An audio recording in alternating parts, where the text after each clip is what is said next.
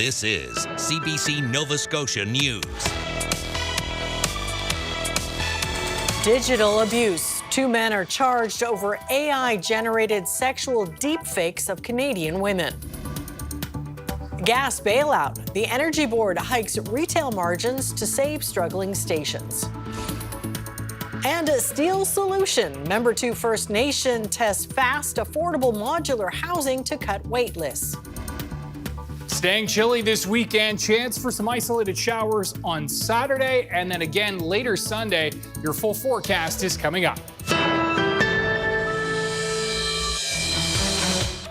Good evening. The Ottawa Police Service says it has charged 2 men following a multi-jurisdictional investigation focused on criminal harassment and the online exploitation of women, including, but not limited to, AI-generated nude deepfakes.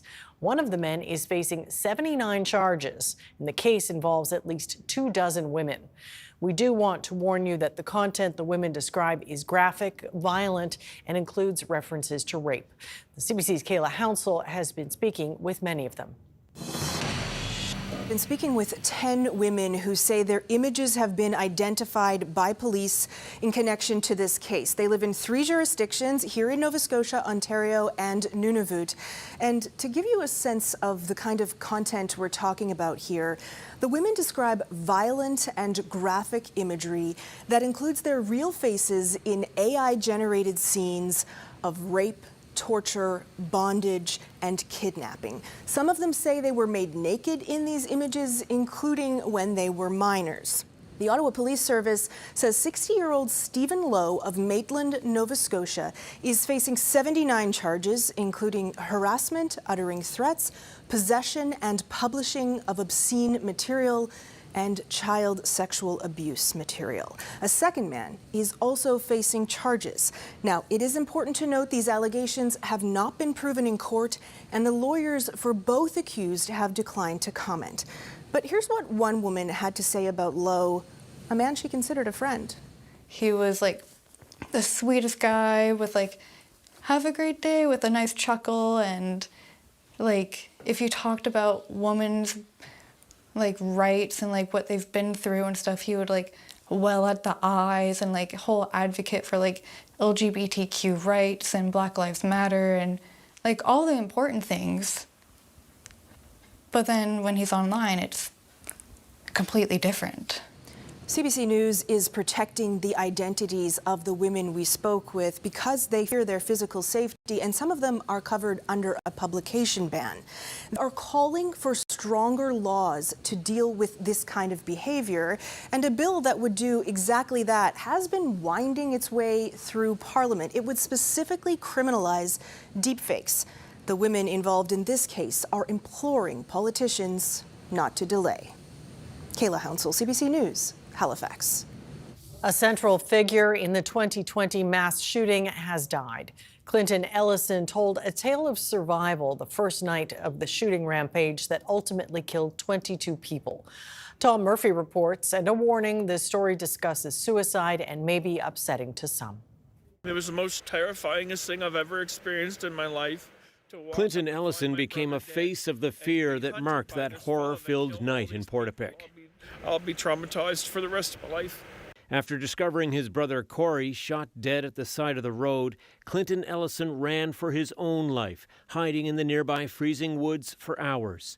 He could see the flames from nearby homes on fire, hear the gunshots. Clinton said he prayed that night that the killer, who was dressed as an RCMP officer, would not kill him. I'm shaking like a leaf.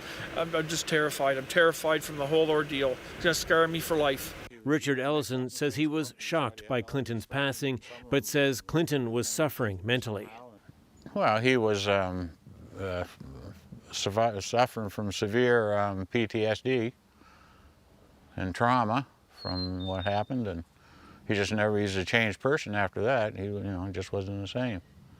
Last week, Clinton Ellison's own life ended in tragedy in a parking lot in Fredericton. His father doesn't know why Clinton went there. I don't know for sure, but did himself in somehow. Yeah. Clinton's stepfather, who memorialized the mass shooting victims in this monument, says Clinton received treatment, but to no avail. Devil wouldn't let him do it, and it just kept at him constantly, and it just, as time went on, it got worse. Now, having lost 2 sons, Richard Ellison tries to find solace himself. Holding in there as best I can. For the loved ones left behind, they are yet again touched by an unspeakable tragedy. Tom Murphy, CBC News, Truro. If you or someone you know is struggling, you can reach out for help to the Nova Scotia Mental Health and Addictions Crisis Line 24/7 or the National Suicide Hotline. The numbers are on your screen. As the cost of fuel continues to soar, independent gas stations in Nova Scotia are struggling. That's because as gas prices go up, they make less money. Taryn Grant explains. Watching the price at the pump skyrocket, it would be easy to assume it's a good time to be selling gas. But in Nova Scotia, gas station owners say their businesses are in a state of emergency. The higher the price of fuel, the less money our retailers make. Here's why. Gas retailers have a fixed margin. For more than a decade, it's been hovering around 5 cents per litre. To be specific, it was last set at 5.4 cents per litre. That's baked into the pump price, and it's supposed to make selling gas profitable for retailers. The fixed part means that whether you pay $1 for a litre of gas or $2 for a litre of gas, the retail markup is still 5.4 cents. But operators say many of their costs are percentage-based. For instance, credit card fees, franchise royalties, and delivery surcharges. When prices go up, these fees get larger, but the markup remains the same. So operating expenses eat up more and more of any potential profit. This is all information an industry association submitted to the Nova Scotia Energy Board last month. They asked the regulator to increase the markup, almost double it, to just over 10 cents per litre. At the end of the day, the gas is not paying them. Nobody wants to go into business selling a product which they have no control over the price, no control over the margin that they make, and they're making zero margin. The association painted a dire picture. It says the supply of gasoline in parts of the province is at risk as station owners think about shutting off their pumps. And that would impact rural areas the most, where there are fewer gas stations and they're more often independent stores, not owned by the big guys like Irving and Shell. These risks aren't theoretical anymore. At least one rural gas station has already left the business. The owner of Somerset Market in Berwick says she was losing too much money supplying gas to customers. I think this gas station not for me, for the community. I just used my power to service, but now, none. I can't do it. The Energy Board agrees this is an emergency, so it bumped up the markup slightly and temporarily. Remember, retailers asked to take it from 5.4 to 10.2 cents per litre. The Energy Board met in the middle at 7.1. But that's not the end of the story. This adjustment will stay in place until the board completes an investigation, which could take months, to decide on a permanent solution. In the meantime, there will be an extra couple of cents per litre factored into the price you pay to fill your tank to help keep the fuel flowing. Taryn Grant, CBC News, Halifax.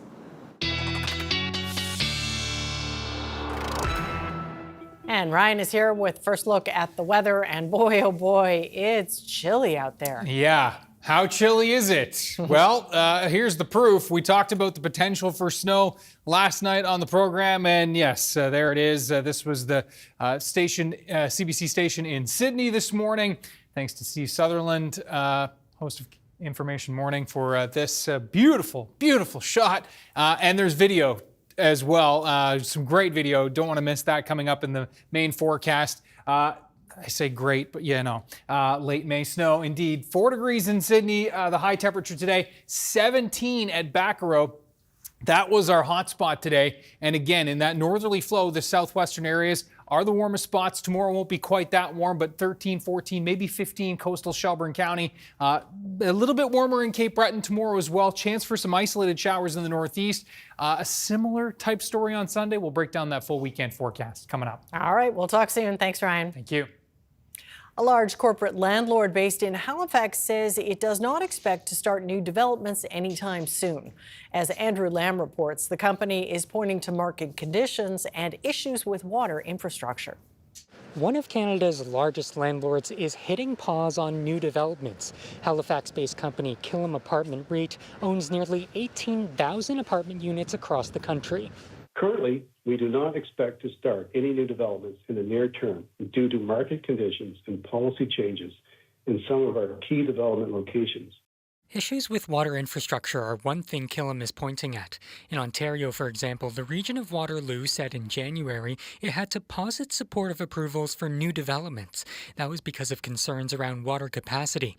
Killam also says wastewater capacity in Halifax is very constrained in a number of areas. So that is a bit of an issue that we're seeing and hearing across the country from different municipalities. Mackenzie points to the efforts of recent years to increase housing supply, which include allowing for greater density in existing neighborhoods. That is great in a lot of circumstances, but there are situations where in a built community, this intensification may not have ever been designed or anticipated in the infrastructure systems. Killam says it will only pursue future developments based on a financial metric, which is used to assess whether a project creates enough value to justify the risks of development. And many companies like Killam are saying it's not a smart time to put shovels in the ground. That's according to the head of an association representing many of Canada's largest real estate companies. The numbers don't work. The pro forma numbers, as Killam has surmised, doesn't work. There's not enough return for the risk you have to take, if there's any return at all. The head of Nova Scotia's Construction Association says demand for housing has slowed with immigration cuts, and he expects the global spike in oil prices to have an impact on the cost of construction. The production of the material that we use, steel, everything else is dependent on oil and transportation. Williams says there are lots of projects that are on pause, with builders looking for more predictability in the market, but he does not expect that to get better soon. Andrew Lamb, CBC News, Halifax. A steel-framed modular home is currently being built in Membertou First Nation. It's the first of its kind in the community, but it may not be the last. The CBC's Anna Rack reports. At this construction site in Membertou, community members are building a home that is almost completely made of galvanized steel, including the frame, roof, siding, and supports. It's a modular home, which means it's built panel by panel in another location and put together on site. It's the first of its kind in the community, but Membertou Development is considering building more. We have about 250 families waiting for homes now, and the quicker we can get homes, the quicker we can get people in the homes. So this seems to, it hits the point on price and hits the point on speed. A modular home like this one takes about 4 to 6 weeks to build, much faster than traditional home construction. The home's modular pieces are built by Smart Casa, a new Canadian company, and Membertou is their first customer. You know, these homes are, they're sustainable, they're rot resistant, they have a very high fire rating, and they're maintenance free for literally decades. McGilvery says Smart Casa hires locals to assemble the modular homes, bringing more job opportunities to the community. Chance says this home is a test case to see if Membertou will buy more of these buildings.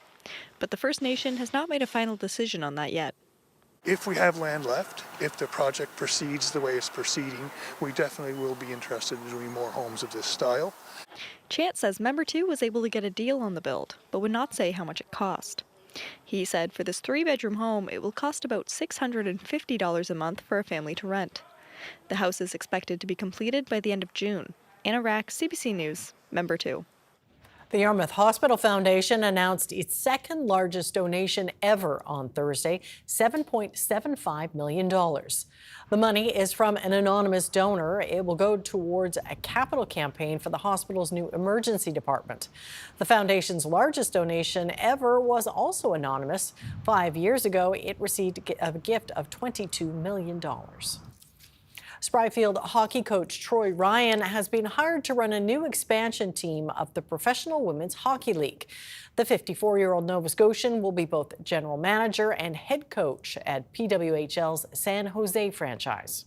I have an opportunity to help build a franchise from scratch in the PWHL is just something I couldn't turn up. I'm really excited about the opportunity. Ryan leaves his role with the Toronto Scepters.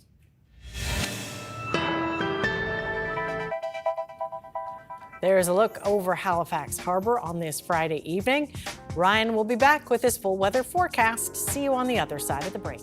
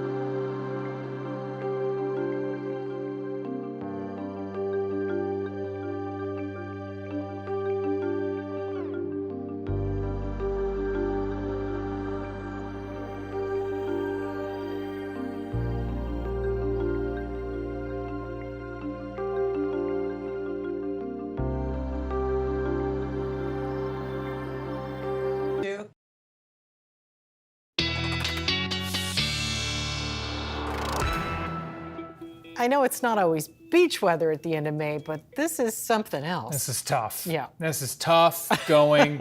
Tough sledding, you might say. Tough sledding indeed, yeah. Almost enough snow to sled this morning in parts of Cape Breton. Maybe enough in the Highlands, but certainly enough to get everybody's attention, and especially in places like Sydney. Have a look at this video. Oh my God, it's May 29. 29, and it's snowing somehow. It's snowing somehow.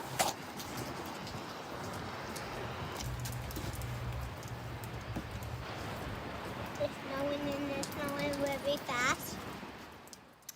Yeah. Thanks again to Kyle Ash. That was Violet and Casey Ash, and that was also Jace Britton there. The kids were shocked. I think everybody was shocked. Tasting the snow, though, just to see if it was actually snow, right? Indeed, indeed. Now, you can see this is Bedeque, and it does look like when I loaded this up a few minutes ago that there was maybe even a few flakes mixing in. over the last little bit. It looks a little quieter now over the last few minutes, but yeah, as we look at the radar in a second, and the temperatures 4 degrees in Sydney, 4 in Port Hawkesbury, 10 in Lunenburg, 14 at Bacaro, 14 in Shelburne as well. Those are the hot spots again in the southwest. There are the temperature, or the winds, which are sustained in the 20, 30 kilometer per hour range, just adding to that raw feel out there, gusting 40 to 50 kilometers per hour. And yeah, there's the radar showing that that snow continuing to mix in over the Cape Breton Highlands. Looks like warm enough now at the surface that any flakes could still be mixing in, but a little less likely as we move through this evening into the overnight, as relatively milder air aloft works its way in. Now you can see showers that have been extending through central areas this afternoon. Those continue, and across the west we've been looking at some sunshine. Again, the west and southwest, the places to be in this type of a setup. Another low that's going to get wrapped into this upper level low, which is going to continue to sit and spin for the next few days. And this heat dome continues across central Canada. 34 in Winnipeg, 30 in Regina, 28 in Calgary, Vancouver at 16, St. John's, Newfoundland, 2 degrees, and some snow on the way for Newfoundland tonight as well. As we work our way through tonight, where temperatures are going to be in the 4 to 6 range, those northerly winds, 20 gusting 30 to 40 kilometers per hour, so a real bite to the air continues. And you can see that those showers will remain in the mix for Cape Breton, across the Northumberland shore. As we move into the overnight and early morning hours, they're going to become far more isolated. There's just not going to be as much moisture in play. So Saturday, indeed, we're starting with that isolated chance for showers in the northeast. Everywhere else, it's just kind of a mainly cloudy day. I think we will mix out to a solid mix of sun and cloud for west and southwest areas of the province, more so than what this particular model is showing, and the potential for some breaks of sun even across central and eastern parts of the mainland, but it's looking less likely, obviously, the further east you go. And I think Cape Breton will be pretty capped with clouds tomorrow. Temperatures a little milder, will range between 6 and 7, even 8 and 9 degrees for southern areas. We are looking at temperatures anywhere from 8 degrees across the eastern shore. 6, Antigonish, New Glasgow, Tattamagush, Amherst, all near 7. In and around Cobequid Bay, 7 or 8 degrees. And we'll be likely back at least in the double-digit range for places like Halifax. Highs 9 or 10 degrees today, back in that range again tomorrow. And it is looking like the best chance for sun, for solid sunny periods will be here in the Tri-County area. But yeah, it's you got to squint real hard to see the positives in this type of a setup. But here's one positive, that this low is going to continue to track to the south. Now, that said, as we move into the later stages of Sunday, late Sunday afternoon into Sunday evening, it does look like it will kind of spread its wings, so to speak, and bringing us a better chance for some late day showers, eastern shore and into Cape Breton. And so perhaps a damper end to the day there. And that northeast flow continues as we are locked into this pattern. These blocking patterns are no fun when you're on the wrong side of them. And as you can see, as we move into Monday, that low finally loosening its grips on us, and we're going to be looking at a kind of a drier setup into Monday, where I think we're just kind of mainly cloudy, some sunny breaks, but dry on Monday. That upper level low, though, you can see this cooler air is still in place Monday, even into Tuesday. By the time we get to Wednesday and Thursday with that drier air in place, the sunshine's going to start to warm us up. And so that's when we're going to really start to turn the thermostat up a little bit. Showers Tuesday, but temperatures should range between around 13 and 16. And it looks like we'll be back near seasonal for many of us on Wednesday. Showers Thursday, and hey, maybe even a few more 20-degree temperatures on tap for Friday. Yeah, looking forward to that for sure. Okay, thank you, Ryan. Thank you.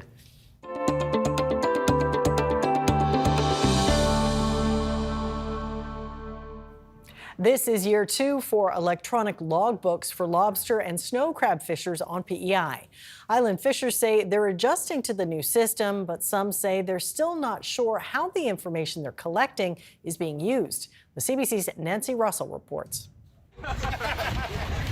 This is the second year of electronic logbooks for PEI lobster captains, including Kent Poole. Providing information to the Department of Fisheries and Oceans electronically, e-logs instead of paper logbooks.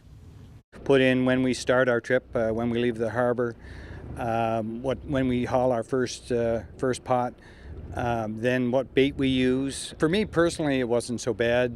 For a lot of the fishermen, it was an unwelcome introduction for sure. They had been used to the paper logbooks and had been using them, quite successfully for a number of years. One of the things we were surprised at was there was a number of fields that were required for the electronic log that weren't in the manual or the paper log. So that created some challenges. DFO says e-logs will help to determine measures like license conditions and annual quotas for species, and ensuring good fisheries management and protection across Canada. So what you had was a situation where people were actually in management meetings, not using the most up-to-date information to try to decide what was best for a species. McPherson says the electronic logbooks are also required to maintain important international certifications. The association and fishers say the e-log system could still be improved.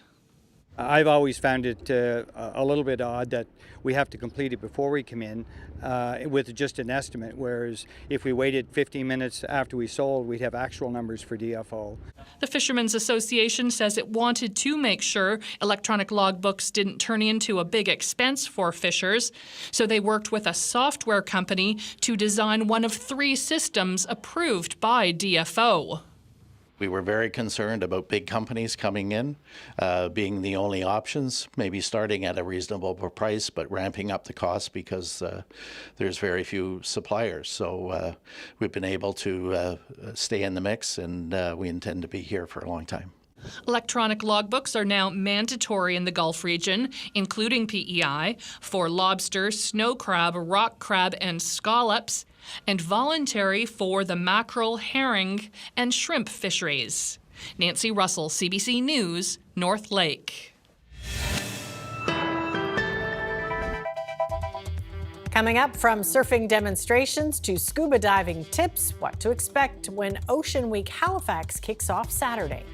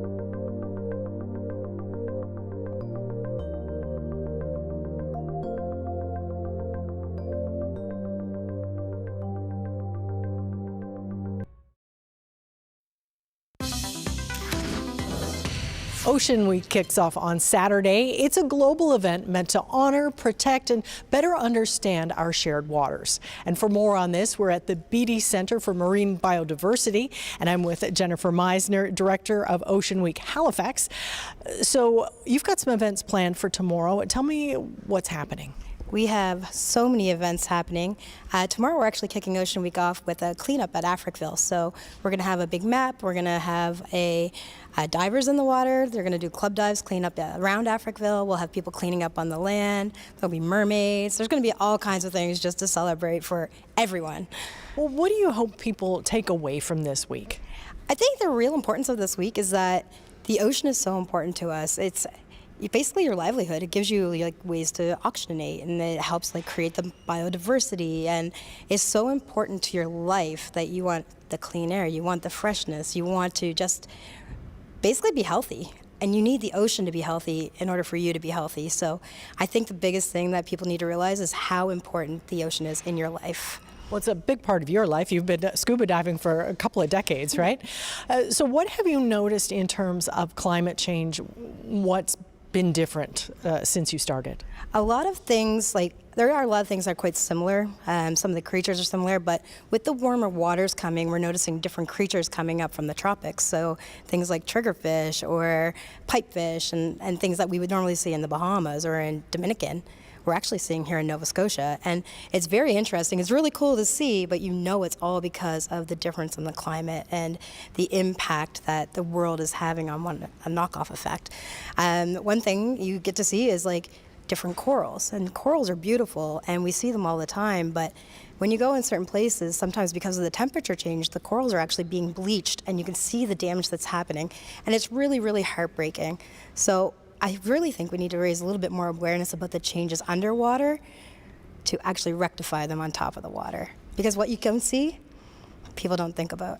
And I understand there's one creature that's been really resilient and adaptive to climate change. Talk to me about that. Hermit crabs. Hermit crabs are amazing creatures. They're extremely adaptable, but I've seen them go from shell to a plastic cup, to a tin can, to a bottle cap even. So they're actually adapting in different ways that we don't want them to. We want them to move from a small shell to a big shell, so that way they can keep reproducing and whatnot. But when you see them, it's almost heartbreaking just to see them in a plastic cup, and you're like, oh no. So what I try to do if I see something like that, I find a shell and I put a big shell beside that crab because I want them to go back to that shell. Exactly. Now, some demonstrations are going to be happening here. Talk to me about, first of all, the surfing demonstration. So we have NASA surfing, and Matthew is going to be going and giving a demonstration this weekend. He'll be there, and he'll actually be teaching surfing to people who don't know how to surf, which is actually quite exciting. And what's near and dear to your heart, as we were saying, scuba diving, there's going to be some gear and a bit of a lesson about that as well, right? Yeah, scuba diving for me is my passion, but they're going to be doing a demonstration here at the Beatty Center. They'll be having talks throughout the week, something that you can check out on the Beatty Center's website, and you can also check it out on Ocean Week Halifax for any of the events. Scuba diving is very unique. Not everybody's confident to go under the water, and surfing, you're on top of the water. So you're kind of getting the best of both worlds, the up on top and the down below. Now, of course, sharks get kind of a bad rap for being very scary, apex predators, of course, in the ocean. But your mascot is a shark. What do people maybe not understand? What are some of the misconceptions? Sharks are friends. If you're just going to go and hang out in the ocean in Nova Scotia, unless you're on a boat and you're just chilling, you're probably not going to see a shark around here. They like to keep their distance. I know when I'm underwater, and if there is a shark in the area, they're kind of afraid of bubbles. But they are creatures that are very misunderstood. They belong here. We're in their world. And what we need to really realize is how important they are, that they're keeping that natural habitat going. Because even though they're a predator, they're still kind of maintaining that habitat for every other creature to live in so they don't get overpopulated. So, it's a thing we need to have. We need to have sharks here. Do you think people would be surprised how many sharks are out there and the different types? I do think there is not a lot of knowledge on the type of sharks. I also think that there's been some really nice awareness in Nova Scotia regarding shark sightings and the ones that are tagged. But what people need to remember, not every shark is tagged. And Just because you think automatically, people think like Jaws or the great whites. There's a lot more sharks in Nova Scotia than just that. Like you have your blue sharks, and they're really popular here. So, and they're quite docile and friendly. Or if you go away, there's nurse sharks and there's like thresher sharks. There's all kinds. I've dove with lots of sharks and I've never had an issue. Now, for the audience for this week, who do you think will get the most out of it? Who's going to take part? You know, I really do hope that everybody gets something out of this week. There's over 40 events and initiatives going on throughout the entire 10 days. And with that, it's something for every age group. There's a lot of stuff for kids, like young kids, middle-aged kids, teenagers, young, like youth and, you know, young adults. But there's also stuff for seniors, and we've made it really accessible for everybody. So I would love to see everybody out there, and I really hope that we can help educate everybody in the community, because the community is really putting this on. And they're just rocking it. And where can folks find the details? All of our details, we have them uploaded on oceanweekhalifax.ca. We have an Instagram page for Ocean Week Halifax. The BD Centre also has their own website. And then we have a Facebook page as well that's under Ocean Week Halifax. Well, lots going on. Thanks for taking the time to chat with us. Thank you so much. I appreciate it. Coming up, NATO is condemning a Russian drone strike on an apartment building in Romania, calling it a reckless escalation of Moscow's war on Ukraine. And a movie set to premiere at the Tribeca Film Festival was made entirely with AI, sparking controversy in the industry.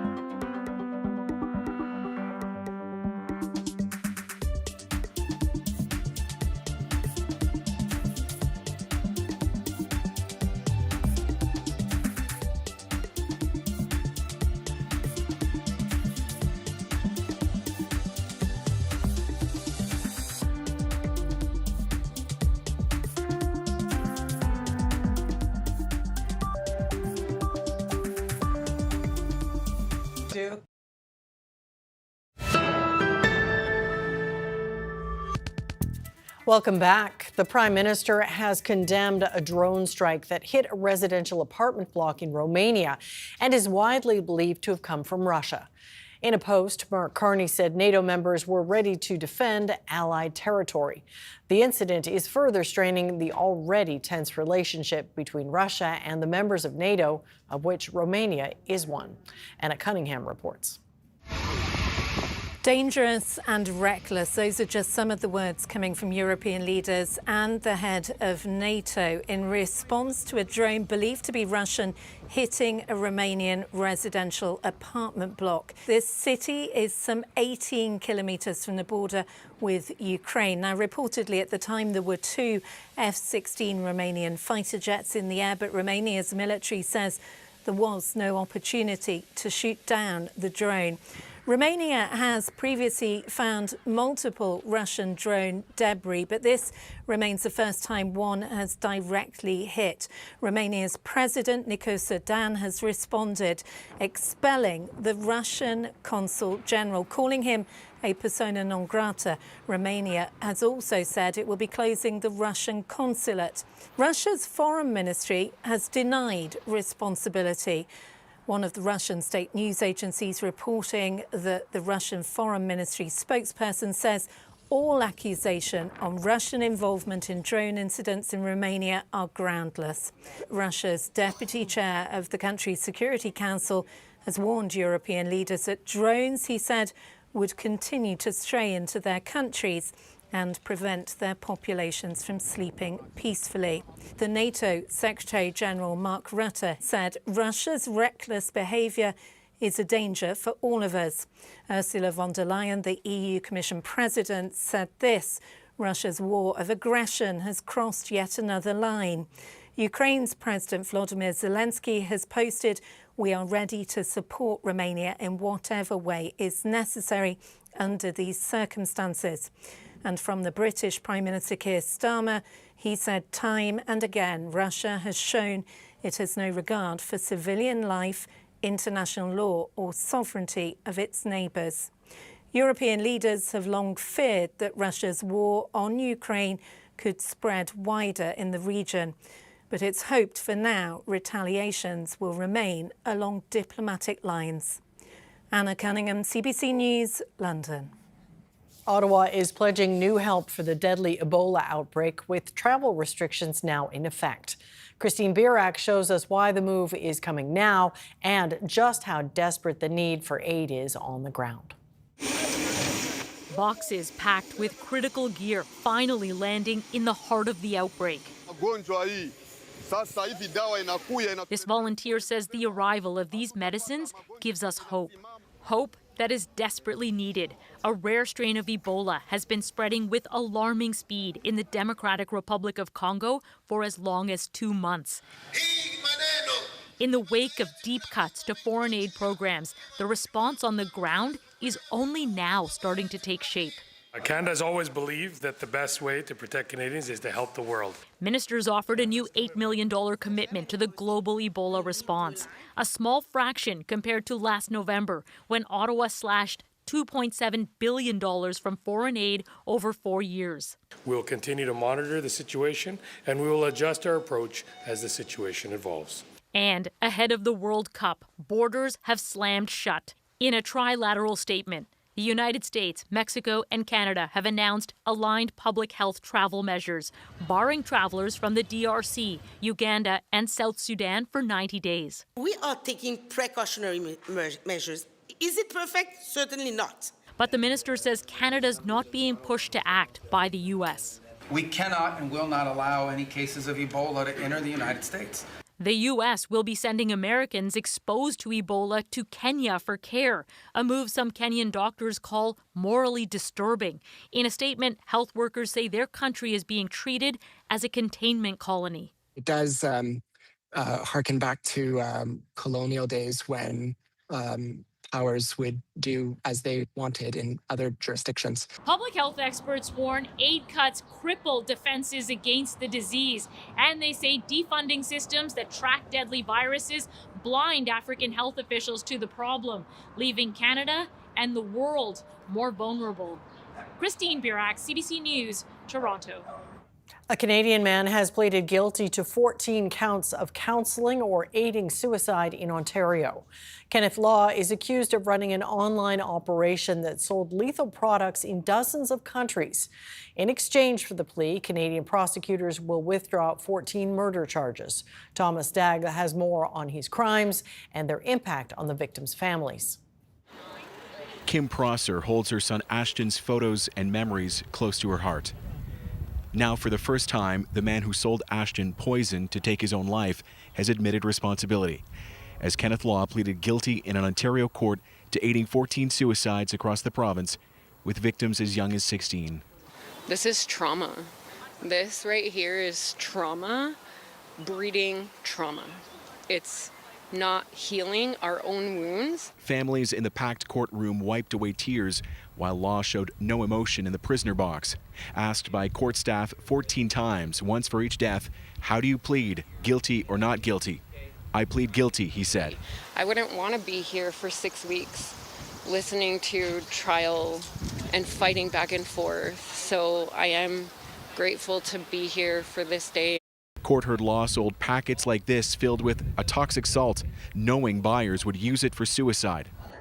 From a Toronto area post office, he mailed 1,200 packages around the world, with the CBC News investigation finding Law suspected of being linked to nearly 150 deaths in multiple countries. It's far from a legal victory, though, with Crown prosecutors forced to drop murder charges, pointing to a separate case that drew a line between murder and assisting suicide. Crown attorney Peter Westgate said the decision makes a murder prosecution in this case impossible. The collapse of the murder case a disappointment for some families.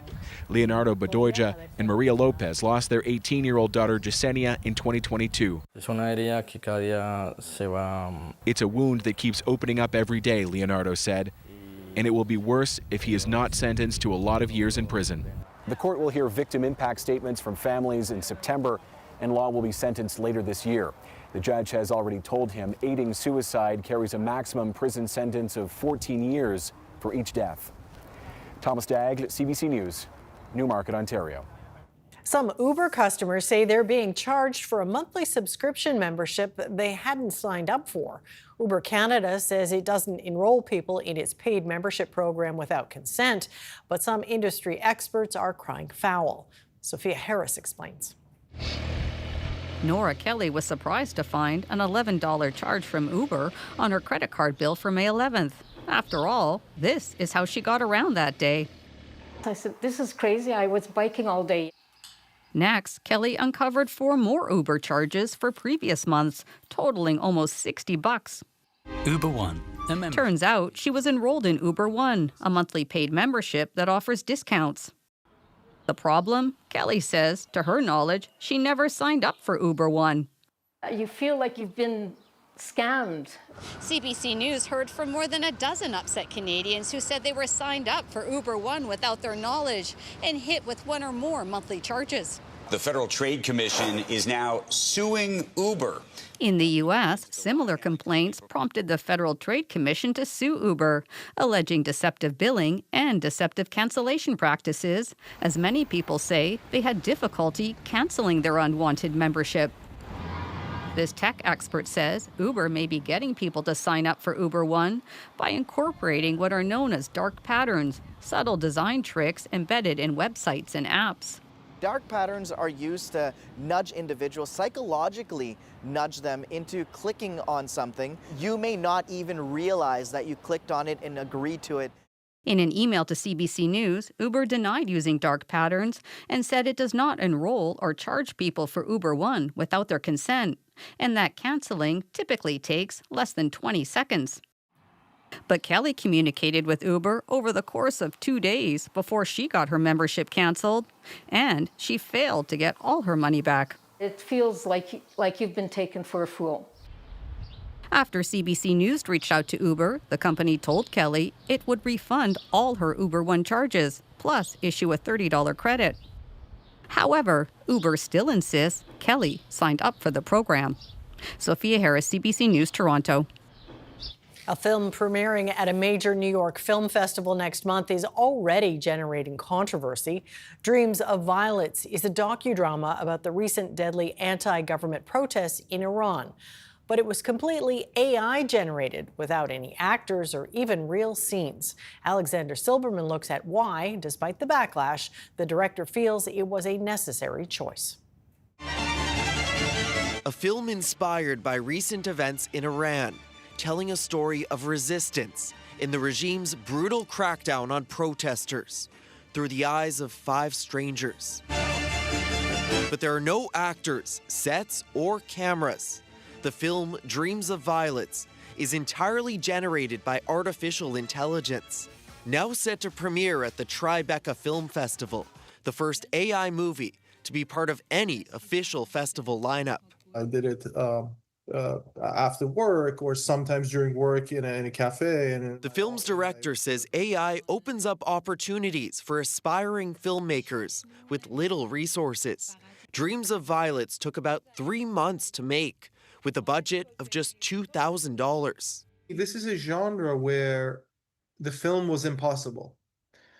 Financially, the subject matter, and it needs to be done very quickly. The project's prominent platform is igniting further debate over AI in filmmaking, which has already been used to enhance visual effects, alter voices, and even replicate a late actor. AI is not in itself art producing. So the limit case for what AI could and should do has yet to be fully determined. The Tribeca Festival says it has long championed pushing creative frontiers. In a statement, the festival's director calls the film a powerful example of how emerging technologies like AI can be used not simply as tools of innovation, but as vehicles for deeply human storytelling. But the concept of AI creating entire films is deeply unsettling for many actors. We have to look at, yes, what is going to be lost in the creative process and how important that is for humanity, right? But also the economics. This debate now in the spotlight as generative AI disrupts the film industry. Alexander Silberman, CBC News, Montreal.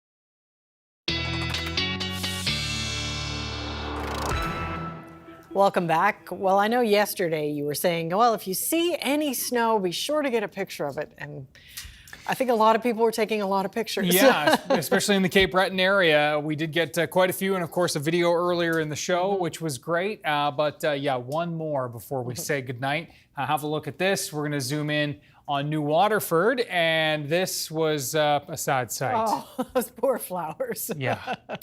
Nicole, I thank you for sharing the photo, but yes, this is just going to be one of those days that we remember, probably for a few years. Yeah. You know, remember when it snowed in May, late May? Tulips are tough though, right? They are. They're maybe not as hardy as crocuses, but they can get through it. They can get through it. There are the temperatures for tomorrow, so a little milder than today in the northeast, but not much. And far cry from where we should be. There are double-digit temps along the Atlantic coastline from Metro down to Bridgewater and into the Yarmouth area. We'll see temperatures fairly similar on Sunday. Looking at that better chance for showers on Sunday in the southeast and into Cape Breton into the later stages of the day. There's the first low that's going to be basically spinning to our south for much of the day tomorrow and into tomorrow night. That chance for showers in the northeast on Saturday, and then a chance for showers late day in the southeast and into Cape Breton on Sunday, as I said. And yeah, some signs of hope in the long-range forecast. Definitely. Okay, we're going to end the show today with a spelling contest. Your first word is Taroni. T-O-R-O-N-E. Enthymeme. E-N-T-H-Y-M-E-M-E. Iguape. I-G-U-A-P. Denebola. D-N-E-B-O-L-A. Fay-do-do. F-A-S-D-O-D-O. That's the winner of this year's Scripps National Spelling Bee, 14-year-old Shrey Parikh from California. He won the contest in a tiebreaker. We had to spell as many correct words as possible in just 90 seconds. He got 32. Nearly 250 spellers competed in this year's tournament, including some Canadian kids. Parikh is taking home a $50,000 prize to go along with the trophy. Well, that is it for us tonight. Thanks for watching. We'll see you next time. Good night.